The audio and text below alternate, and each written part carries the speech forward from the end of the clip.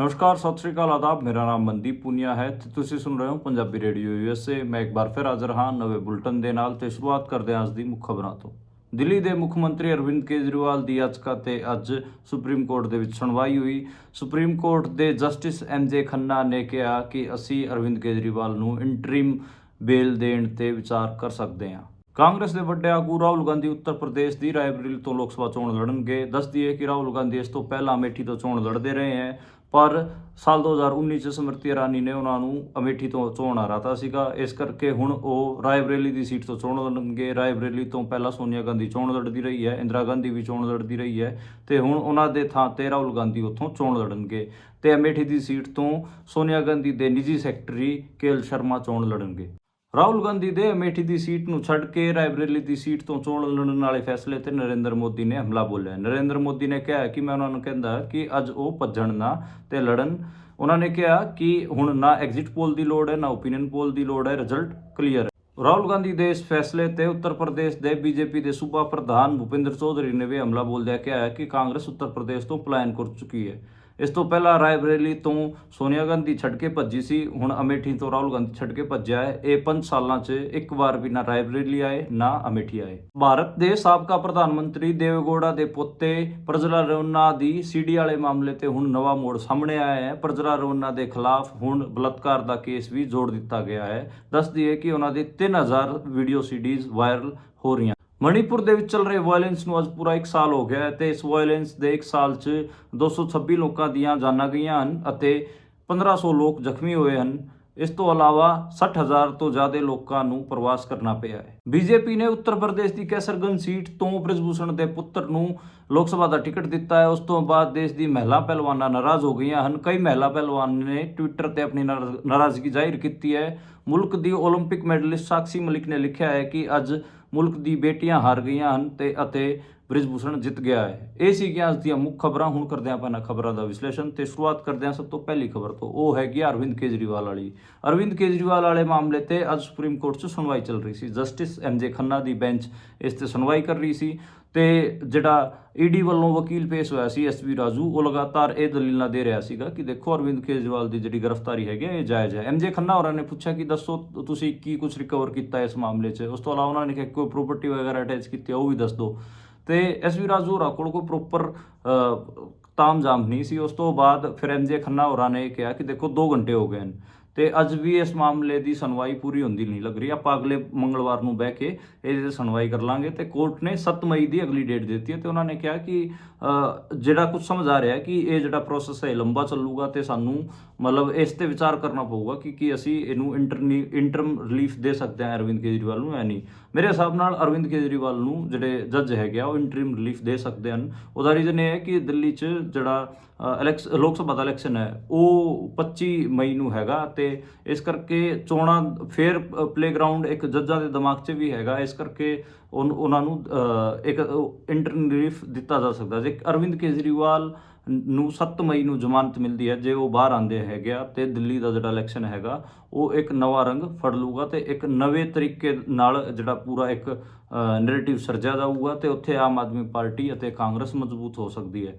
ਤੇ ਜਿਹੜਾ justice MJ Khanna ਹੋਰਾਂ ਨੂੰ ਇਹ ਕਿਉਂ ਕਹਿਣਾ ਪਿਆ ਕਿ ਅਸੀਂ ਅਰਵਿੰਦ ਕੇਜਰੀਵਾਲ ਨੂੰ ਇੰਟਰਿਮ ਰਿਲੀਫ ਦੇਣ ਤੇ ਵਿਚਾਰ ਕਰ ਸਕਦੇ ਹਾਂ, ਉਹਦੇ ਕਈ ਗਰਾਊਂਡ ਹੈਗੇ ਆ। ਇੱਕ ਤਾਂ ਇਹ ਕਿ ਅਰਵਿੰਦ ਕੇਜਰੀਵਾਲ ਦੇ ਨਾਂ ਤੇ ਕਿਸੇ ਵੀ ਕਿਸਮ ਦੀ ਰਿਕਵਰੀ ਨਹੀਂ ਹੋਈ ਹੈ, ਨਾ ਹੀ ਉਹਨਾਂ ਦੇ ਕੁਝ ਅਟੈਚ ਕੀਤਾ ਗਿਆ। ਇਸ ਤੋਂ ਇਲਾਵਾ ਪੂਰੀ ਕੇਸ ਹਿਸਟਰੀ ਦੇਖੋਗੇ ਤਾਂ ਅਰਵਿੰਦ ਕੇਜਰੀਵਾਲ ਨੂੰ ਮੇਨ ਪਲੇਅਰ ਐਸਟੈਬਲਿਸ਼ ਕਰਨਾ ED ਵਾਸਤੇ ਔਖਾ ਹੋ ਰਿਹਾ ਹੈ ਤੇ ਜੱਜ ਨੇ ਜਿਹੜੀ ਪਿਛਲੀ ਤਰੀਕ ਸੀਗੀ ਉਦੋਂ ਵੀ ਇਹਨਾਂ ਤੋਂ ਪੁੱਛਿਆ ਸੀਗਾ ED ਵਾਲਿਆਂ ਤੋਂ, ਤੁਸੀਂ ਮਤਲਬ ਕੁਝ ਤਾਂ ਪ੍ਰੂਫ ਕਰੋਗੇ ਨਾ ਕਿ ਕਿਉਂ ਅਰਵਿੰਦ ਕੇਜਰੀਵਾਲ ਨੂੰ ਅੰਦਰ ਰੱਖਿਆ ਜਾਵੇ। ਉਸ ਤਰੀਕ 'ਚ ਆਪਾਂ ਨੂੰ ਪਤਾ ਕਿ ਪਿਛਲੀ ਤਰੀਕਾਂ 'ਚ ਕਿੰਨਾ ਰੌਲਾ ਪਿਆ ਸੀਗਾ।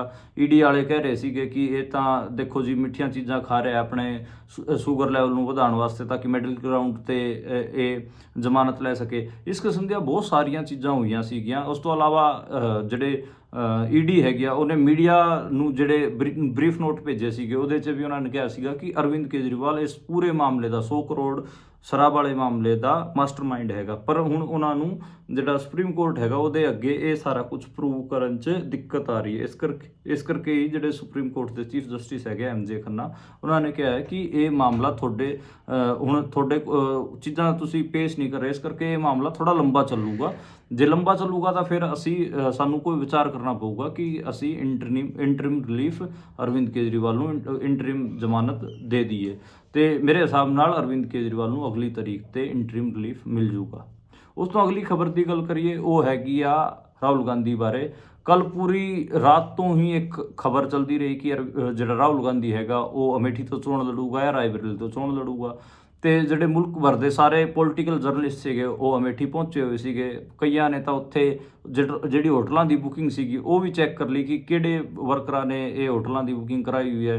ਜਿਹੜੇ ਫਲੈਕਸ ਬੋਰਡ ਉਤਰ ਰਹੇ ਸੀਗੇ, ਲੋਕ ਜਿਹੜੇ ਖੰਭਿਆਂ ਤੇ ਟੰਗ ਰਹੇ ਸੀਗੇ ਫਲੈਕਸ ਬੋਰਡ, ਉਹਨਾਂ ਦੇ ਵੀ ਇੰਟਰਵਿਊ ਕਰੀ ਜਾ ਰਹੇ ਸੀਗੇ। ਤੇ ਜਿਹੜਾ ਪੂਰਾ ਮੁਲਕ 'ਚ ਨਾ ਇਹ ਇੱਕ ਗਹਿਮਾ ਗਹਿਮੀ ਸੀਗੀ ਜਰਨਲਿਸਟਾਂ ਦੇ ਵਿੱਚ ਵੀ ਤੇ ਪੋਲੀਟੀਕਲ ਮਾਹੌਲ ਦੇ ਵਿੱਚ ਕਿ ਰਾਹੁਲ ਗਾਂਧੀ ਕਿੱਥੋਂ ਚੋਣ ਲੜੂਗਾ। ਤੇ ਅੱਜ ਫਾਈਨਲ ਸਵੇਰੇ ਪਤਾ ਲੱਗਿਆ ਕਿ ਰਾਹੁਲ ਗਾਂਧੀ ਰਾਏਬਰੇਲੀ ਤੋਂ ਚੋਣ ਲੜੂਗਾ। ਰਾਏਬਰੇਲੀ ਤੋਂ ਇਸ ਤੋਂ ਪਹਿਲਾਂ ਇੰਦਰਾ ਗਾਂਧੀ ਸਾਂਸਦ ਰਹਿ ਚੁੱਕੀ ਹੈ ਤੇ ਸੋਨੀਆ ਗਾਂਧੀ ਵੀ ਉੱਥੋਂ ਸਾਂਸਦ ਰਹਿ ਚੁੱਕੀ ਹੈ। ਤੇ ਅਮੇਠੀ ਤੋਂ ਪਹਿਲਾਂ ਰਾਹੁਲ ਗਾਂਧੀ ਚੋਣ ਲੜਦਾ ਹੁੰਦਾ ਸੀਗਾ। ਸਾਲ 2019 'ਚ ਸਮ੍ਰਿਤੀ ਇਰਾਨੀ ਨੇ ਉਹਨਾਂ ਨੂੰ ਚੋਣ ਹਰਾਤਾ ਸੀਗਾ। ਉਸ ਤੋਂ ਬਾਅਦ ਹੀ ਲਗਾਤਾਰ ਕਿਤੇ ਨਾ ਕਿਤੇ ਰਾਹੁਲ ਗਾਂਧੀ ਦਾ ਮੋਰਾਲ ਡਾਊਨ ਹੋਇਆ ਯੂਪੀ ਬਾਰੇ, ਤੇ ਰਾਹੁਲ ਗਾਂਧੀ ਨੇ ਅਮੇਠੀ ਮੁੜ ਕੇ ਦੇਖਿਆ ਹੀ ਨਹੀਂ। ਪਿਛਲੇ 5 ਸਾਲਾਂ ਤੋਂ ਇੱਕ ਵਾਰ ਵੀ ਅਮੇਠੀ ਰਾਹੁਲ ਗਾਂਧੀ ਨਹੀਂ ਗਿਆ। ਤੇ ਸੋਨੀਆ ਗਾਂਧੀ ਰਾਏਬਰੇਲੀ ਤੋਂ ਸਾਂਸਦ ਚੁਣ ਕੇ ਆਈ ਸੀਗੀ। ਹੁਣ ਉਹ ਰਾਜ ਸਭਾ 'ਚ ਚਲੇ ਗਏ ਹਨ, ਰਾਜਸਥਾਨ ਤੋਂ ਰਾਜ ਸਭਾ ਦੀ ਮੈਂਬਰ ਚੁਣ ਕੇ ਗਏ ਹਨ। ਤੇ ਉਹਨਾਂ ਨੇ ਐਕਟਿਵ ਪੋਲਿਟਿਕਸ ਤੋਂ, ਜਿਹੜੀ ਇਲੈਕਟੋਰਲ ਪੋਲਿਟਿਕਸ ਉਹ ਤੋਂ ਕਿਤੇ ਨਾ ਕਿਤੇ ਸੰਨਿਆਸ ਲੈ ਲਿਆ। ਜਦੋਂ ਉਹ ਰਾਜਸਥਾਨ ਤੋਂ ਰਾਜ ਸਭਾ ਦੀ ਮੈਂਬਰ ਚੁਣੀ ਜਾ ਰਹੀ ਸੀ ਉਦੋਂ ਉਹਨਾਂ ਨੇ ਇਹ ਸਾਰਾ ਕੁਝ ਦੱਸਿਆ ਸੀਗਾ। ਹੁਣ ਰਾਹੁਲ ਗਾਂਧੀ ਦੀ ਹਿੰਮਤ ਅਮੇਠੀ ਤੋਂ ਕਿਉਂ ਨਹੀਂ ਪੈ ਰਹੀ ਹੈ? ਇਹ ਕਈ ਸਾਰੇ ਨੈਰੇਟਿਵ ਟਵਿੱਟਰ ਤੇ ਚੱਲ ਰਹੇ ਨੇ ਕਿ ਇਹਨਾਂ ਨੇ ਆਪਣੀ ਟ੍ਰੈਡੀਸ਼ਨਲ ਸੀਟ, ਜਿਹੜਾ ਰਾਹੁਲ ਗਾਂਧੀ ਹੈਗਾ ਇਹਨੇ ਆਪਣੀ ਟ੍ਰੈਡੀਸ਼ਨਲ ਸੀਟ ਛੱਡ ਦਿੱਤੀ ਹੈ। ਤੇ ਇਹਦਾ ਕਾਰਨ ਇਹ ਹੈ ਕਿ ਇਹ ਸਮ੍ਰਿਤੀ ਇਰਾਨੀ ਤੋਂ ਡਰ ਰਿਹਾ, ਹਾਰਨ ਤੋਂ ਡਰ ਰਿਹਾ ਹੈ ਤੇ ਭੱਜ ਰਿਹਾ। ਤਾਂ ਇਹ ਜਿਹੜਾ ਇਹਨਾਂ ਦਾ ਪੋਲੀਟੀਕਲ ਨੁਕਤਾ ਹੈ ਕਾਂਗਰਸ ਵਾਲਿਆਂ ਦਾ, ਉਹ ਇਸ ਕਿਸਮ ਦਾ ਹੈ ਕਿ ਡਰੋ ਮਤ, ਲੜੋ। ਤੇ ਹੁਣ ਇਹ ਖੁਦ ਡਰ ਕੇ ਅਮੇਠੀ ਤੋਂ ਭੱਜ ਰਹੇ ਨੇ ਤੇ ਇਸ ਕਿਸਮ ਦੇ ਨੈਰੇਟਿਵ ਚੱਲ ਰਿਹਾ ਹੈ। ਜਿਹੜੇ ਕਾਂਗਰਸੀ ਹੈਗੇ ਆ ਉਹ ਡਿਫੈਂਡ ਕਰਨ ਵਾਸਤੇ ਇਸ ਕਿਸਮ ਦੀ ਗੱਲਾਂ ਕਹਿ ਰਹੇ ਨੇ ਕਿ ਦੇਖੋ ਅਸੀਂ ਜਿਹੜਾ ਮੀਡੀਆ ਵਾਲੇ ਸੀਗੇ ਤੇ ਪੋਲੀਟੀਕਲ ਮਾਹੌਲ ਸੀ ਉਹਦੇ ਉਲਟ ਫੈਸਲਾ ਲੈ ਕੇ ਸਾਰਿਆਂ ਨੂੰ ਬੰਬਲ ਗੁੱਸੇ 'ਚ ਪਾਤਾ। ਇਸ ਕਿਸਮ ਦੀਆਂ ਗੱਲਾਂ ਲਗਾਤਾਰ ਜਿਹੜਾ ਅੱਜ ਟਵਿੱਟਰ ਤੇ ਵੀ ਚੱਲਦੀਆਂ ਰਹੀਆਂ। ਉਸ ਤੋਂ ਇਲਾਵਾ ਜਿਹੜਾ ਅਮੇਠੀ ਤੋਂ ਚੋਣ ਕੌਣ ਲੜੂਗਾ? ਅਮੇਠੀ ਤੋਂ ਚੋਣ ਲੜੂਗਾ KL ਸ਼ਰਮਾ, ਜਿਹੜਾ ਕਿ ਰਾਹੁਲ ਗਾਂਧੀ ਜਿਹੜਾ ਸੋਨੀਆ ਗਾਂਧੀ ਹੈਗੀ ਆ ਉਹਨਾਂ ਦਾ ਨਿੱਜੀ ਸਚਿਵ ਰਿਹਾ ਹੈ। ਉਹ ਰਾਏਬਰੇਲੀ ਤੋਂ ਹੈਗੇ ਆ KL ਸ਼ਰਮਾ, ਤੇ ਉੱਥੇ ਰਾਏਬਰੇਲੀ ਅਤੇ ਅਮੇਠੀ 'ਚ ਲੋਕਲੀ ਉਹਨਾਂ ਦਾ ਕੰਮ ਸੰਭਾਲਦੇ ਸੀਗੇ, ਕਿਉਂਕਿ ਇਹ ਤਾਂ ਜਿਹੜੇ ਰਾਹੁਲ ਗਾਂਧੀ ਅਤੇ ਸੋਨੀਆ ਗਾਂਧੀ ਤਾਂ ਦਿੱਲੀ ਰਹਿੰਦੇ ਸੀਗੇ ਤੇ ਉੱਥੇ ਉਹਨਾਂ ਦਾ ਪਬਲਿਕ ਨਾਲ ਜਿਹੜੀ ਡੀਲਿੰਗ ਸੀਗੀ ਉਹ KL ਸ਼ਰਮਾ ਦੀ ਸੀ। ਤੇ KL ਸ਼ਰਮਾ ਨੂੰ ਅਮੇਠੀ ਤੋਂ ਚੋਣ ਲੜਾਇਆ ਹੈਗਾ। ਤੇ ਉਹ ਇੱਕ ਰੀਜ਼ਨ ਇਹ ਵੀ ਹੈ ਕਿ ਜਿਹੜਾ ਸਮ੍ਰਿਤੀ ਇਰਾਨੀ ਤੋਂ ਹਾਰਨਾ ਰਾਹੁਲ ਗਾਂਧੀ ਨੂੰ ਕਿਤੇ ਨਾ ਕਿਤੇ ਅੱਖਰ ਰਿਹਾ, ਤੇ ਉਹਨਾਂ ਨੂੰ ਉਹ KL ਸ਼ਰਮਾ ਤੋਂ ਸਮ੍ਰਿਤੀ ਇਰਾਨੀ ਨੂੰ ਹਰਵਾ ਕੇ ਇਹ ਮੈਸੇਜ ਦੇਣਾ ਚਾਹੁੰਦੇ ਨੇ ਕਿ ਸਾਡੇ ਦੇ ਇੱਕ ਲੋਕਲ ਕਾਰਿਆਕਰਤਾ ਨੇ ਤੁਹਾਨੂੰ ਹਰਾਤਾ। ਤੇ ਇਸ ਕਿਸਮ ਦੀ ਪੋਲਿਟਿਕਸ ਅਜੇ ਦੇਖਣ ਨੂੰ ਮਿਲ ਰਹੀ ਹੈ। ਪਰ ਸਭ ਤੋਂ ਜਿਹੜਾ ਇੱਕ ਹਿਸਾਬ ਨਾਲ ਕਿ ਇਹ ਤਿੱਖਾ ਹਮਲਾ ਉਹ ਪ੍ਰਧਾਨ ਮੰਤਰੀ ਨਰਿੰਦਰ ਮੋਦੀ ਵੱਲੋਂ ਰਾਹੁਲ ਗਾਂਧੀ ਹੋਣਾ ਤੇ ਕੀਤਾ ਗਿਆ। ਜਿਹੜਾ ਨਰਿੰਦਰ ਮੋਦੀ ਹੈਗੇ ਆ ਉਹ ਪੱਛਮੀ ਬੰਗਾਲ ਦੇ ਵਿੱਚ ਇੱਕ ਚੋਣ ਸਭਾ ਨੂੰ ਸੰਬੋਧਿਤ ਕਰ ਰਹੇ ਸੀ। ਉੱਥੇ ਉਹਨਾਂ ਨੇ ਕਿਹਾ ਕਿ ਇਹ ਪੂਰੇ ਮੁਲਕ ਭਰ 'ਚ ਤਾਂ ਇਹ ਕਹਿੰਦੇ ਫਿਰਦੇ ਨੇ ਕਿ ਡਰੋ ਮਤ, ਇਹਨਾਂ ਤੋਂ ਲੜੋ। ਹੁਣ ਮੈਂ ਇਹਨਾਂ ਨੂੰ ਕਹਿ ਰਿਹਾ ਅੱਜ ਮੈਂ ਇਹਨਾਂ ਨੂੰ ਕਹਿ ਰਿਹਾ ਕਿ ਤੁਸੀਂ ਨਾ ਡਰੋ ਤੇ ਉੱਥੇ ਜਾ ਕੇ ਲੜੋ। ਹੁਣ ਇਹ ਦੇਖ ਲਓ ਸੀਟਾਂ ਛੱਡ ਕੇ ਭੱਜ ਰਹੇ ਨੇ। ਤੇ ਮੈਨੂੰ ਤਾਂ ਇਹ ਲੱਗਦਾ ਹੈ ਕਿ ਹੁਣ ਨਾ ਤਾਂ ਕਿਸੇ ਐਗਜ਼ਿਟ ਪੋਲ ਦੀ ਲੋੜ ਰਹਿ ਗਈ ਹੈ, ਨਾ ਕਿਸੇ ਓਪੀਨੀਅਨ ਪੋਲ ਦੀ ਲੋੜ ਰਹਿ ਗਈ ਹੈ। ਰਿਜ਼ਲਟ ਕਲੀਅਰ ਹੈ, ਇੱਕਦਮ ਸਾਫ਼ ਹੈ। ਲੋਕ ਇਹਨਾਂ ਨੂੰ ਖੁਦ ਆਤਮ ਵਿਸ਼ਵਾਸ ਨਹੀਂ ਹੋ ਰਿਹਾ, ਖੁਦ ਇਹਨਾਂ ਕੋਲ ਕੌਨਫੀਡੈਂਸ ਨਹੀਂ ਹੈ ਲੜਨ ਦਾ, ਤੇ ਇਹ ਹਾਰੇ ਹੋਏ ਹਨ। ਤੇ ਇਸ ਤੋਂ ਬਾਅਦ ਨਰਿੰਦਰ ਮੋਦੀ ਦੇ ਇਸ ਪੂਰੇ ਕਮੈਂਟ ਤੋਂ ਬਾਅਦ ਜਿਹੜਾ ਹੈਗਾ ਇੱਕ ਲਗਾਤਾਰ ਸੋਸ਼ਲ ਮੀਡੀਆ 'ਤੇ ਇਹਨਾਂ ਦਾ ਇੱਕ ਕਮੈਂਟ ਵਾਇਰਲ ਹੋਇਆ। ਨਰਿੰਦਰ ਮੋਦੀ ਨੇ ਸੋਨੀਆ ਗਾਂਧੀ ਤੇ ਵੀ ਹਮਲਾ ਬੋਲਿਆ। ਉਹਨਾਂ ਨੇ ਕਿਹਾ ਕਿ ਇਹਦਾ ਮੁੰਡਾ ਤਾਂ ਅਮੇਠੀ ਤੋਂ ਚੋਣ ਛੱਡ ਕੇ ਭੱਜਿਆ ਹੈ, ਉਹ ਤਾਂ ਲੋਕ ਸਭਾ ਦਾ ਚੋਣ ਹੀ ਛੱਡ ਕੇ ਭੱਜ ਗਈ ਤੇ ਰਾਜਸਥਾਨ ਤੋਂ ਰਾਜ ਸਭਾ ਦੀ ਸੰਸਦ ਬਣ ਗਈ। ਤੇ ਕਿਤੇ ਨਾ ਕਿਤੇ ਨਰਿੰਦਰ ਮੋਦੀ ਲਗਾਤਾਰ ਖੁੱਲ੍ਹ ਕੇ ਇਸ ਨੂੰ ਇੱਕ ਮੁੱਦਾ ਬਣਾ ਰਹੇ ਨੇ ਕਿ ਦੇਖੋ ਇਹ ਤਾਂ ਖੁਦ ਦੀਆਂ ਸੀਟਾਂ ਛੱਡ ਕੇ ਭੱਜ ਰਹੇ ਨੇ, ਇਹ ਨਹੀਂ ਜਿੱਤ ਰਹੇ। ਤੇ ਇਹ ਕਿਤੇ ਨਾ ਕਿਤੇ ਨੈਰੇਟਿਵ ਪੋਲਿਟਿਕਸ ਦੇ ਵਿੱਚ ਇਹ ਕੰਮ ਨਰਿੰਦਰ ਮੋਦੀ ਹੋਰਾਂ ਦੇ ਆ ਰਹੀ ਹੈ। ਜਿਹੜਾ BJP ਦਾ ਉੱਤਰ ਪ੍ਰਦੇਸ਼ ਦਾ ਚੀਫ ਹੈਗਾ, ਪ੍ਰਧਾਨ ਹੈਗਾ ਭੁਪਿੰਦਰ ਚੌਧਰੀ, ਉਹਨੇ ਵੀ ਇੱਕ ਤਿੱਖਾ ਜਿਹੜਾ ਕਮੈਂਟ ਹੈਗਾ ਉਹ ਰਾਹੁਲ ਗਾਂਧੀ ਅਤੇ ਸੋਨੀਆ ਗਾਂਧੀ ਤੇ ਕੀਤਾ। ਭੁਪਿੰਦਰ ਚੌਧਰੀ ਨੇ ਕਿਹਾ ਕਿ ਪਿਛਲੇ 5 ਸਾਲਾਂ 'ਚ ਇੱਕ ਵਾਰ ਵੀ ਰਾਹੁਲ ਗਾਂਧੀ ਅਮੇਠੀ ਨਹੀਂ ਗਿਆ, ਇੱਕ ਵਾਰ ਵੀ ਸੋਨੀਆ ਗਾਂਧੀ ਰਾਏਬਰੇਲੀ ਨਹੀਂ ਆਈ ਪਿਛਲੇ 5 ਸਾਲਾਂ 'ਚ। ਤੇ ਇਹ ਤਾਂ ਆਉਂਦੇ ਹੀ ਨਹੀਂ ਲੋਕਾਂ ਨੂੰ ਦੇਖਣ, ਤੇ ਇੱਥੇ ਬਸ ਚੋਣ ਲੜਨ ਆ ਜਾਂਦੇ ਨੇ। ਤੇ ਇਹ ਤਾਂ ਪਲਾਇਨ ਕਰ ਚੁੱਕੇ ਨੇ ਇੱਥੋਂ, ਉੱਤਰ ਪ੍ਰਦੇਸ਼ ਤੋਂ। ਇਹਨਾਂ ਦਾ ਕੁਝ ਨਹੀਂ ਬਚਿਆ। ਤੇ ਹੁਣ ਇਸ ਇਲੈਕਸ਼ਨ 'ਚ ਵੀ ਇਹਨਾਂ ਦਾ ਕਲੀਅਰ ਹੋਊਗਾ ਕਿ ਉੱਤਰ ਪ੍ਰਦੇਸ਼ ਤੋਂ ਇਹਨਾਂ ਨੂੰ 0 ਸੀਟ ਮਿਲੂਗੀ, ਤੇ ਇਹ ਇੱਥੋਂ ਇਹਨਾਂ ਦਾ ਟੋਟਲੀ ਬੋਰੀਆ ਬਿਸਤਰਾ ਅਸੀਂ ਲਾਦ ਦੇਵਾਂਗੇ। ਇਸ ਕਿਸਮ ਦੀਆਂ ਗੱਲਾਂ ਜਿਹੜੇ ਹੈਗੇ ਭੁਪਿੰਦਰ ਚੌਧਰੀ ਨੇ ਵੀ ਮੀਡੀਆ ਸਾਹਮਣੇ ਦੱਸੀ ਹੈਗੀ ਆ। ਤੇ ਬੀਜੇਪੀ ਇੱਕ ਪੂਰਾ ਓਵਰਆਲ ਨੈਰੇਟਿਵ ਕ੍ਰੀਏਟ ਕਰਨ ਦੀ ਕੋਸ਼ਿਸ਼ ਕਰ ਰਹੀ ਹੈ ਕਿ ਇਹ ਤਾਂ ਆਪਣੀਆਂ ਸੀਟਾਂ ਛੱਡ ਕੇ ਭੱਜ ਰਹੇ ਨੇ। ਉਹਦਾ ਰੀਜ਼ਨ ਕੀ ਹੈ? ਚਾਹੇ ਛੋਟਾ ਬੀਜੇਪੀ ਦਾ ਵਰਕਰ ਹੋਵੇ ਜਾਂ ਕੋਈ ਵੱਡਾ ਪੋਲੀਟੀਸ਼ੀਅਨ ਹੋਵੇ, ਸਾਰਿਆਂ ਨੇ ਅੱਜ ਇਸ ਮਾਮਲੇ ਤੇ ਬਿਆਨ ਦਿੱਤਾ ਹੈ। ਸਮ੍ਰਿਤੀ ਇਰਾਨੀ ਤੋਂ ਲੈ ਕੇ ਗਿਰਿਰਾਜ ਸਿੰਘ ਤੋਂ ਲੈ ਕੇ ਕੋਈ ਬੀਜੇਪੀ ਦਾ ਆਗੂ ਨਹੀਂ ਬਚਿਆ ਜਿਹਨੇ ਰਾਹੁਲ ਗਾਂਧੀ ਤੇ ਕਮੈਂਟ ਨਾ ਕੀਤਾ ਹੋ। ਤੁਸੀਂ ਉਹਨਾਂ ਦਾ ਟਵਿੱਟਰ ਅਕਾਊਂਟ ਖੋਲ ਕੇ ਦੇਖ ਲਓ, ਸਾਰੇ ਬੀਜੇਪੀ ਵਾਲੇ ਆਗੂਆਂ ਦਾ ਸਾਰਿਆਂ ਨੇ ਹਮਲਾ ਬੋਲਿਆ ਤੇ ਇੱਕ ਓਵਰਆਲ ਨੈਰੇਟਿਵ ਬਣਾਉਣ ਦੀ ਕੋਸ਼ਿਸ਼ ਕੀਤੀ ਹੈ ਕਿ ਇਹ ਤਾਂ ਡਰੇ ਹੋਏ ਨੇ, ਤਾਂ ਆਪਣੀ ਸੀਟਾਂ ਛੱਡ ਕੇ ਭੱਜ ਰਹੇ ਨੇ। ਉਸ ਤੋਂ ਜਿਹੜੀ ਅਗਲੀ ਖਬਰ ਦੀ ਗੱਲ ਕਰੀਏ, ਉਹ ਹੈ ਗਿਆ ਪ੍ਰਿਯੰਕਾ ਗਾਂਧੀ ਦੀ। ਪ੍ਰਿਯੰਕਾ ਗਾਂਧੀ ਦਾ ਨਾਂ ਵੀ ਚੱਲ ਰਿਹਾ ਸੀਗਾ ਕਿ ਰਾਹੁਲ ਗਾਂਧੀ ਜੇ ਅਮੇਠੀ ਤੋਂ ਚੋਣ ਲੜਨਗੇ ਤੇ ਰਾਏਬਰੇਲੀ ਤੋਂ ਪ੍ਰਿਯੰਕਾ ਗਾਂਧੀ ਚੋਣ ਲੜੂਗੀ, ਲੇਕਿਨ ਪ੍ਰਿਯੰਕਾ ਗਾਂਧੀ ਨੂੰ ਟਿਕਟ ਨਹੀਂ ਦਿੱਤੀ ਗਈ ਤੇ ਪ੍ਰਿਯੰਕਾ ਗਾਂਧੀ ਚੋਣ ਨਹੀਂ ਲੜੂਗੀ। ਉਹਦੇ ਕਈ ਵਜ੍ਹਾ, ਕਈ ਕਿਸਮ ਦੇ ਪ੍ਰਚਾਰ ਲਗਾਤਾਰ ਸੋਸ਼ਲ ਮੀਡੀਆ 'ਤੇ ਚੱਲ ਰਹੇ ਨੇ। ਕੋਈ ਕਹਿ ਰਿਹਾ ਕਿ ਜਿਹੜਾ ਉਹਦਾ ਪਤੀ ਹੈਗਾ ਰਾਬਰਟ ਵਾਡਰਾ, ਉਹ ਚੋਣ ਲੜਨਾ ਚਾਹੁੰਦਾ ਸੀਗਾ, ਪਰ ਪਰਿਵਾਰਵਾਦ ਦੇ ਆਰੋਪਾਂ ਕਰਕੇ ਉਹ ਨਹੀਂ ਲੜ ਪਾਏ। ਤੇ ਪ੍ਰਿਯੰਕਾ ਗਾਂਧੀ ਤੇ ਵੀ ਇਹ ਚੱਲ ਰਿਹਾ ਕਿ ਪ੍ਰਿਯੰਕਾ ਗਾਂਧੀ ਦੇ ਵੀ ਪਰਿਵਾਰਵਾਦ ਦੇ ਆਰੋਪ ਲੱਗਦੇ। ਕਈ ਕਹਿ ਰਹੇ ਨੇ ਕਿ ਉਹ ਸਟਾਰ ਪ੍ਰਚਾਰਕ ਹੈਗੀ ਆ, ਪੂਰੇ ਮੁਲਕ ਭਰ 'ਚ ਫਿਰਨਾ ਚਾਹੁੰਦੀ ਹੈ, ਇਸ ਕਰਕੇ ਉਹ ਚੋਣ ਨਹੀਂ ਲੜ ਰਹੀ। ਕਈ ਥਿਊਰੀਆਂ ਹੈਗੀਆਂ, ਹਾਲਾਂਕਿ ਪ੍ਰਿਯੰਕਾ ਗਾਂਧੀ ਦੀ ਟੀਮ ਵੱਲੋਂ ਜਾਂ ਪ੍ਰਿਯੰਕਾ ਗਾਂਧੀ ਵੱਲੋਂ ਕੋਈ ਇਸ 'ਤੇ ਸਫਾਈ ਨਹੀਂ ਆਈ ਹੈ। ਉਦੋਂ ਜਿਹੜੀ ਅਗਲੀ ਖਬਰ ਹੈਗੀ ਆ, ਉਹ ਹੈਗੀ ਆ ਪ੍ਰਜਵਲ ਰਵੰਨਾ ਬਾਰੇ। ਆਪਾਂ ਪਿਛਲੇ ਕਈ ਬੁਲੇਟਿਨਾਂ 'ਚ ਜਿਹੜਾ ਪ੍ਰਜਵਲ ਰਵੰਨਾ ਹੈ ਉਹਦੇ ਬਾਰੇ ਦੱਸ ਚੁੱਕੇ ਹਾਂ। ਜਿਹੜਾ ਮੁਲਕ ਦਾ ਸਾਬਕਾ ਪ੍ਰਧਾਨ ਮੰਤਰੀ ਹੈ ਦੇਵਗੌੜਾ, ਉਹਦਾ ਇਹ ਪੋਤਾ ਹੈ ਤੇ ਇਹਦੀ 3000 ਦੇ ਕਰੀਬ ਸੈਕਸੁਅਲ ਵੀਡੀਓਜ਼ ਕਰਨਾਟਕ ਦੇ ਵਿੱਚ ਵਾਇਰਲ ਹੋ ਰਹੀਆਂ ਹਨ। ਪਹਿਲਾਂ ਇਹ 'ਤੇ ਸਿਰਫ ਸੈਕਸੁਅਲ ਹਰਾਸਮੈਂਟ ਦਾ ਕੇਸ ਲਾਇਆ ਗਿਆ ਸੀਗਾ, ਹੁਣ ਇਹਦੇ ਬਲਾਤਕਾਰ ਦਾ ਕੇਸ ਵੀ ਲਾਤਾ ਹੈ। ਹੁਣ ਇਹ ਸੋਚੋ ਜਿਹੜਾ ਪੋਲੀਟੀਕਲ ਕਲਾਸ ਹੈ ਉਹ ਕਿੰਨੀ ਗੰਦੀ ਕਲਾਸ ਹੈਗੀ ਆ। ਜਿਹੜੇ ਪ੍ਰਜਵਲ ਰਵੰਨਾ ਵਾਲਾ ਮਾਮਲਾ, ਉਹਦੇ ਵਿੱਚ ਤਾਂ ਇਹ ਹੈ ਕਿ ਕੋਈ ਵੀ, ਕੋਈ ਪਾਰਟੀ ਦੀ ਵਰਕਰ ਆਵੇ, ਕੋਈ ਨੌਕਰਾਣੀ ਆਵੇ, ਕੋਈ ਪੁਲਿਸ ਵਾਲੀ ਆਵੇ, ਕੋਈ ਵੀ ਇਹਦੇ ਘਰ ਆਈ ਹੈ, ਉਹਦੇ ਨਾਲ ਹੀ ਇਸ ਮੁੰਡੇ ਨੇ ਵੀਡੀਓ ਬਣਾਈ ਹੈ ਤੇ ਉਹਦੇ ਨਾਲ ਹਰਕਤ ਕੀਤੀ ਹੈ ਤੇ ਅੱਜ ਉਹ ਭੱਜਿਆ ਹੋਇਆ ਹੈ। ਉੱਥੇ ਲਗਾਤਾਰ ਕਰਨਾਟਕ, ਸਾਊਥ ਇੰਡੀਆ ਦੀ ਪੋਲਿਟਿਕਸ ਦੇ ਵਿੱਚ ਤਾਂ ਇਹ ਬਹੁਤ ਵੱਡਾ ਮੁੱਦਾ ਬਣਿਆ ਹੋਇਆ ਹੈ। ਹਾਲਾਂਕਿ ਨਾਰਥ ਇੰਡੀਆ 'ਚ ਇੰਨਾ ਡਿਸਕਸ ਨਹੀਂ ਹੋ ਰਿਹਾ, ਪਰ ਸਾਊਥ ਇੰਡੀਆ ਦੀ ਪੋਲਿਟਿਕਸ 'ਚ ਬਹੁਤ ਵੱਡਾ ਮੁੱਦਾ ਹੈਗਾ। ਤੇ ਉੱਥੇ ਲਗਾਤਾਰ ਇਹ ਕਿਹਾ ਜਾ ਰਿਹਾ ਕਿ ਕਾਂਗਰਸ ਦੀ ਸਰਕਾਰ ਹੈ ਤੇ ਕਾਂਗਰਸ ਦੀ ਸਰਕਾਰ ਪ੍ਰਜਵਲਾ ਦਾ ਪਾਸਪੋਰਟ ਕਿਉਂ ਨਹੀਂ ਰੱਦ ਕਰ ਰਹੀ। ਤੇ ਉੱਥੇ ਜਿਹੜੀ ਕਾਂਗਰਸ ਦੀ ਸਰਕਾਰ ਹੈ ਉਹਨੇ ਜਵਾਬ ਦੇ ਕੇ ਇਹ ਕਿਹਾ ਹੈ ਕਿ ਜੇ ਕੋਰਟ ਸਾਨੂੰ ਕਹੂਗਾ ਕਿ ਪ੍ਰਜਵਲਾ ਦਾ ਪਾਸਪੋਰਟ ਰੱਦ ਕਰ ਦਿੱਤਾ ਜਾਵੇ ਤਾਂ ਅਸੀਂ ਕਰ ਦੇਵਾਂਗੇ।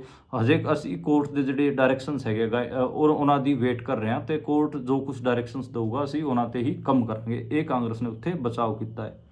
ਉਸ ਤੋਂ ਜਿਹੜੀ ਅਗਲੀ ਖਬਰ ਦੀ ਗੱਲ ਕਰੀਏ, ਉਹ ਹੈਗੀ ਆ ਮਣੀਪੁਰ ਵਾਲੀ। ਮਣੀਪੁਰ ਦੇ ਵਿੱਚ ਵਾਇਲੈਂਸ ਨੂੰ ਪੂਰਾ 1 ਸਾਲ ਹੋ ਗਿਆ ਹੈ ਤੇ ਉੱਥੇ 2 ਸਮੁਦਾਇਆਂ ਦੇ ਵਿੱਚ ਆਪਸ 'ਚ ਲੜਾਈ ਚੱਲ ਰਹੀ ਹੈ। ਇੱਕ ਸਮੁਦਾਇ ਹੈਗਾ ਮੈਤੇਈ ਸਮੁਦਾਇ, ਇੱਕ ਹੈਗਾ ਕੁਕੀ ਸਮੁਦਾਇ।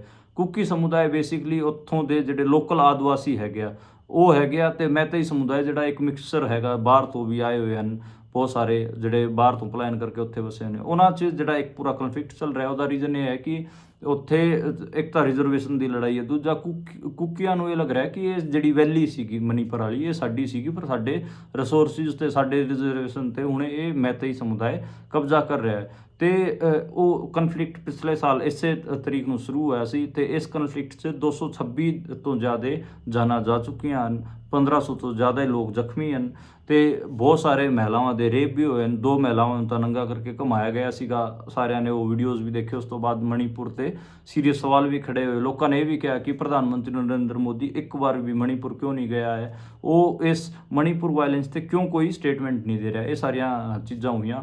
ਉਸ ਤੋਂ ਇਲਾਵਾ ਜੇ ਗੱਲ ਕਰੀਏ, 60,000 ਤੋਂ ਜ਼ਿਆਦਾ ਲੋਕਾਂ ਨੂੰ ਉੱਥੋਂ ਪਲਾਇਨ ਕਰਨਾ ਪਿਆ, ਆਪਣੀ ਥਾਵਾਂ ਛੱਡਣੀਆਂ ਪਈਆਂ ਹਨ। ਤੇ ਉੱਥੇ ਹੋ ਕੀ ਰਿਹਾ ਉਹ ਮੈਂ ਮਾੜਾ ਜਿਹਾ ਦੱਸ ਦਿੰਦਾ।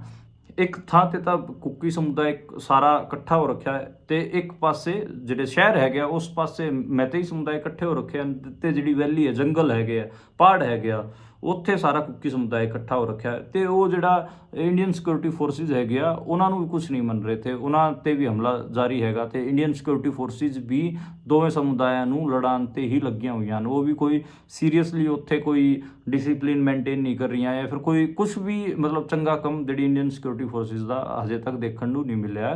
ਅਤੇ ਉੱਥੇ ਇੱਕ ਵਾਰ ਕੁੱਕੀ ਮੈਤੀਆਂ 'ਤੇ ਹਮਲਾ ਕਰਦੇ ਰਹੇ ਨੇ ਅਤੇ ਜੇ ਦਾ ਲੱਗਦਾ ਤਾਂ ਮੈਤੀ ਕੁੱਕੀਆਂ 'ਤੇ ਹਮਲਾ ਕਰਦੇ ਰਹੇ ਨੇ। ਜਿਹੜਾ ਨੁਕਸਾਨ ਹੈ ਉਹ ਕੁੱਕੀਆਂ ਦਾ ਜ਼ਿਆਦਾ ਹੋਇਆ ਹੈ ਅਤੇ ਕੁੱਕੀਆਂ ਨੂੰ ਹੀ ਮਤਲਬ ਓਵਰਆਲ ਇੰਟਰਨੈਸ਼ਨਲ ਮੀਡੀਆ ਦੇ ਵਿੱਚ ਵੀ ਆਪਾਂ ਦੇਖੀਏ ਤਾਂ ਇੱਕ ਉਹਨਾਂ ਦਾ ਸਭ ਤੋਂ ਜ਼ਿਆਦਾ ਨੁਕਸਾਨ ਹੋਇਆ ਹੈ ਅਤੇ ਉਹਨਾਂ ਨੂੰ ਹੀ ਵਿਲਨ ਬਣਾਉਣ ਦੀ ਪੂਰੀ ਕੋਸ਼ਿਸ਼ ਚੱਲ ਰਹੀ ਹੈ। ਜਿਵੇਂ ਮੁਸਲਮਾਨਾਂ ਨਾਲ ਵੀ ਹੁੰਦਾ, ਇੰਡੀਆ ਦੇ ਵਿੱਚ ਕੋਈ ਵੀ ਵਾਇਲੈਂਸ ਹੁੰਦਾ ਅਤੇ ਮਾਈਨੋਰਟੀਜ਼ ਦਾ ਸਭ ਤੋਂ ਜ਼ਿਆਦਾ ਨੁਕਸਾਨ ਹੁੰਦਾ, ਪਰ ਮਾਈਨੋਰਟੀਜ਼ ਨੂੰ ਹੀ ਆਖਰ 'ਚ ਵਿਲਨ ਬਣਾ ਦਿੱਤਾ ਜਾਂਦਾ।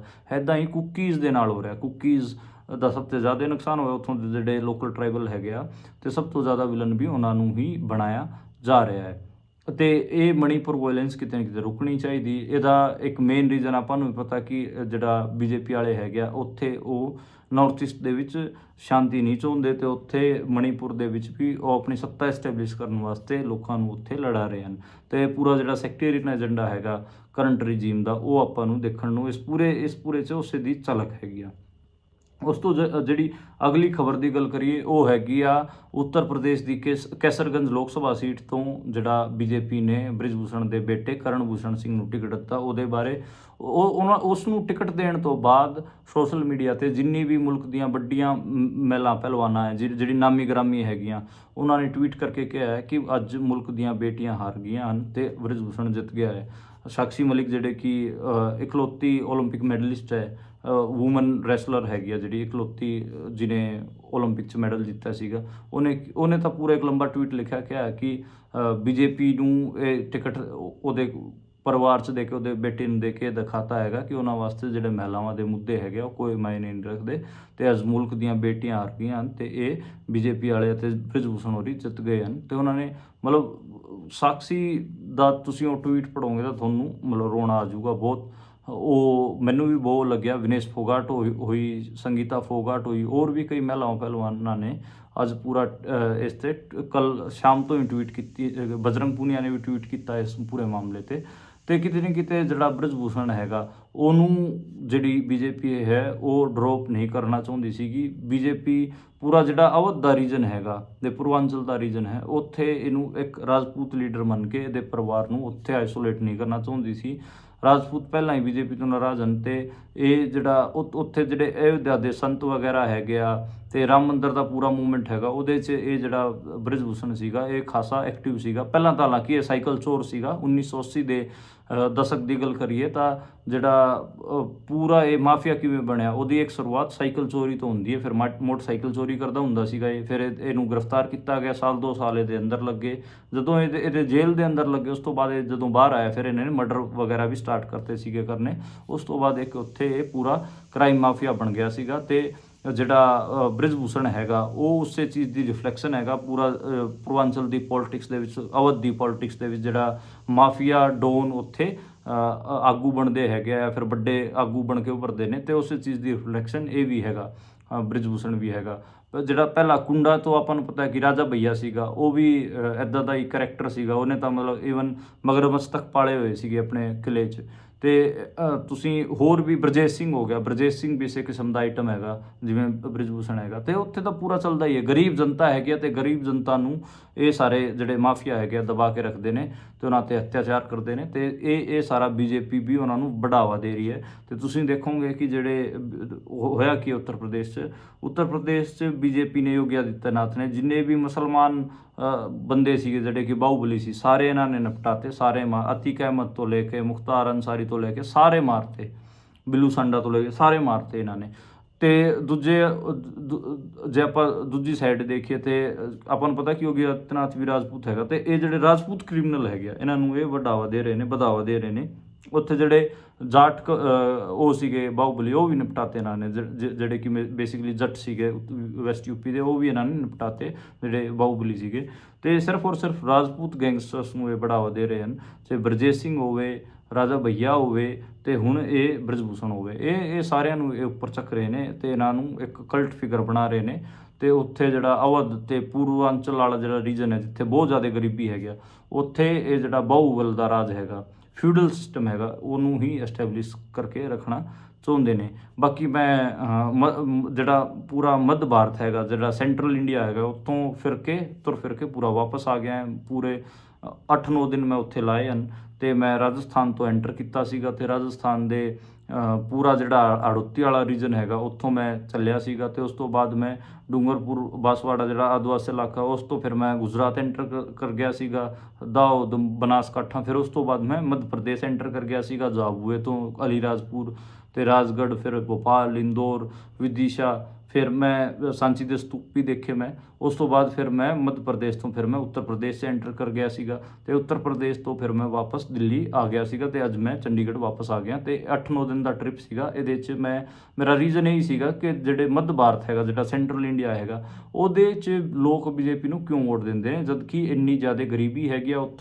ਉੱਥੋਂ ਦੇ ਪਿੰਡਾਂ 'ਚ ਲੋਕ ਬਹੁਤ ਜ਼ਿਆਦਾ ਗਰੀਬ ਹੈਗੇ ਆ, ਜ਼ਿਆਦਾਤਰ ਆਦੀਵਾਸੀ ਵੀ ਹੈਗੇ ਆ, ਅਤੇ ਜਿਹੜੇ ਹੋਰ ਐਗਰੀਕਲਚਰ ਕੌਮਾਂ ਵੀ ਹੈਗੀਆਂ, ਸਾਰਾ ਕੁਛ ਹੈਗਾ। ਅਤੇ ਉਹਨਾਂ 'ਚ ਐਡਾ ਪਸਾਰਾ ਕਿਉਂ BJP ਦਾ, ਤਾਂ ਉਹ ਮੈਂ ਸਮਝਣ ਵਾਸਤੇ ਗਿਆ ਸੀਗਾ। ਅਤੇ ਉਹ ਮੈਂ ਦੇਖਿਆ ਵੀ ਉੱਥੇ RSS ਨੇ ਬਹੁਤ ਜ਼ਿਆਦਾ ਡੂੰਘਾ ਜਾ ਕੇ ਲੋਕਾਂ ਦੇ ਮਨਾਂ 'ਚ ਕੰਮ ਕੀਤਾ ਹੋਇਆ ਹੈ। ਮੈਂ ਤਾਂ ਇਹ ਕਹਾਂਗਾ ਉੱਤਰ ਪ੍ਰਦੇਸ਼ ਓਨਾ ਕਮਿਊਨਲ ਨਹੀਂ ਹੈ ਜਿੰਨਾ ਕਮਿਊਨਲ ਮੱਧ ਪ੍ਰਦੇਸ਼ ਹੈ। ਮੱਧ ਪ੍ਰਦੇਸ਼ 'ਚ ਤਾਂ ਈਵਨ ਹਸਪਤਾਲਾਂ ਦੇ ਉੱਤੇ ਵੀ ਇਹਨਾਂ ਨੇ ਆਰੋਗਯਮ ਮੰਦਿਰ ਲਿਖਿਆ ਹੋਇਆ, ਯਾਨੀ ਕਿ ਜਿਹੜਾ ਆਰੋਗਯ ਹੋ ਗਿਆ, ਜਿਹੜਾ ਕਿ ਉਪਚਾਰ ਕਰਨ ਵਾਲਾ ਪੂਰਾ ਹੋ ਗਿਆ, ਅਤੇ ਮੰਦਿਰ ਲਿਖਿਆ ਹੋਇਆ ਉਹਦੇ 'ਤੇ ਵੀ। ਸਾਰੇ ਜਿਹੜੇ ਹਸਪਤਾਲ ਸੀ ਕਿ ਮੱਧ ਪ੍ਰਦੇਸ਼ 'ਚ, ਈਵਨ PHC ਛੋਟੇ ਲੋਕਲ ਜਿਹੜਾ ਕਮਿਊਨਿਟੀ ਹਸਪਤਾਲ ਹੁੰਦੇ ਆ, ਉਹ ਵੀ ਇਹਨਾਂ ਨੇ ਭਗਵੇ ਰੰਗ ਦੇ ਰੰਗੇ ਹੋਏ ਹਨ। ਅਤੇ ਚਾਹੇ ਕੋਈ ਝੋਪੜੀ ਹੋਵੇ, ਕੋਈ ਉਹ ਕੱਚਾ ਮਕਾਨ ਹੋਵੇ, ਕੋਈ ਵੀ ਹੋਵੇ, ਉਹਦੇ 'ਤੇ ਜੈ ਸ਼੍ਰੀ ਰਾਮ ਜ਼ਰੂਰ ਲਿਖਿਆ ਹੋਇਆ ਸੀਗਾ। ਸਾਰਿਆਂ ਦੇ ਧਵਜ ਫਹਿਰ ਰਹੇ ਸੀਗੇ। ਅਤੇ ਜਿਹੜੇ ਮੁਸਲਿਮ ਮਾਈਨੋਰਟੀਜ਼ ਅਤੇ ਆਦਿਵਾਸੀ ਹੈਗੇ, ਉਹਨਾਂ 'ਚ ਜਿਹੜਾ ਡਰ ਵੀ ਮੈਂ ਦੇਖਿਆ ਸੈਂਟਰਲ ਇੰਡੀਆ ਦੇ ਮੱਧ ਪ੍ਰਦੇਸ਼ 'ਚ ਖਾਸ ਕਰ। ਅਤੇ ਇਹ ਐਡਾ ਇਹਨਾਂ ਦਾ ਪੂਰਾ ਉੱਥੇ ਸਲਤਨਤ ਇੱਕ ਹਿਸਾਬ ਨਾਲ ਹਿੰਦੂਤਵਾ ਦੀ ਕਾਇਮ ਸੈਂਟਰਲ ਇੰਡੀਆ ਦੇ ਵਿੱਚ ਹੋ ਰਹੀ ਹੈ। ਅਤੇ ਇਹ ਸੀਗੀਆਂ ਅੱਜ ਦੀਆਂ ਮੁੱਖ ਖਬਰਾਂ ਅਤੇ ਖਬਰਾਂ ਦਾ ਵਿਸ਼ਲੇਸ਼ਣ। ਕੱਲ੍ਹ ਆਪਾਂ ਦੁਬਾਰੇ ਮਿਲਾਂਗੇ ਇਸੇ ਕਿਸਮ ਦੀਆਂ ਖਬਰਾਂ ਨਾਲ, ਨਵੇਂ ਵਿਸ਼ਲੇਸ਼ਣ ਨਾਲ। ਤੁਸੀਂ ਦੇਖਦੇ ਅਤੇ ਸੁਣਦੇ ਰਹੋ ਪੰਜਾਬੀ ਰੇਡੀਓ USA।